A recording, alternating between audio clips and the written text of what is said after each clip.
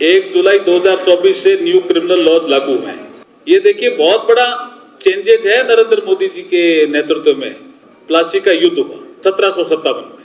उसके बाद अंग्रेजों की जो कंपनी थी ईस्ट इंडिया कंपनी, उसके हाथ में सत्ता आई।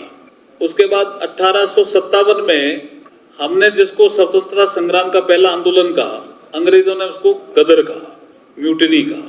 1757, 1857, फिर देश आजाद हुआ 1947, 90 साल बाद। लेकिन 1858 में कोडिफिकेशन शुरू हुआ, तो हमारी भारतीय दंड संहिता, दंड प्रक्रिया संहिता, साक्ष्य अधिनियम सब आए। अंग्रेजों को भारत के नागरिकों को दंड देना था, इसलिए वो दंड संहिता लेके आए। लेकिन नरेंद्र मोदी जी को भारत के नागरिकों को न्याय देना है, इसलिए भारतीय न्याय संहिता लेके आए। ये फर्क आपको समझना पड़ेगा। ये बड़ा काम था, छोटा काम नहीं था। इसके ई प्लेटफॉर्म बने होंगे, अगर आप चेक करें, आप लीगल फ्रेटर्निटी के लोग हैं, क्या जेल में ई प्रिजन बन गया या हैदराबाद में, या नहीं बना? ये थोड़ा चेक करिए। ई फॉरेंसिक बन गया, ई कोर्ट बन गया है, बन गया, ई प्रोसिक्यूशन बन गया है, लिमिटेड पर्पज है। तो इसको चेक करिए, ये भी थोड़ा हमें सुझाव दीजिए। तो हमारी जो बैठक होती है गृह मंत्री जी की अध्यक्षता में, उसमें हम चीजों को ठीक कर सकते हैं, क्योंकि ये एक मेजर चेंज है जी इस देश में।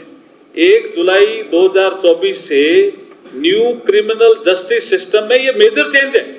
आप इसको अभी इतना महसूस नहीं करोगे, लेकिन 2-3 साल के बाद बहुत महसूस करोगे। आपको ईज ऑफ लिविंग का पार्ट है ये।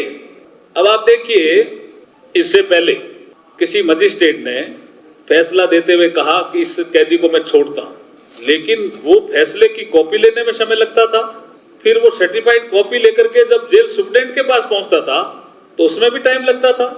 कभी कभी ऐसा होता था कि जैसे ही वो 6 बजे पहुंचा तो पता चला कि जेल के ताले बंद हो गए। बोला कल छूटेगा। अब वो मजिस्ट्रेट ने 3 दिन पहले फैसला दे दिया और कैदी 3 दिन अंदर है।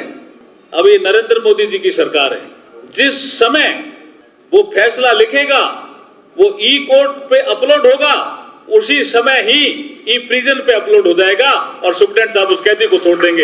ये ईज ऑफ लिविंग है या नहीं, बताइए? तो इसके लिए तो नरेंद्र मोदी जी को जोरदार ताली बजा के धन्यवाद दो। भारत माता की।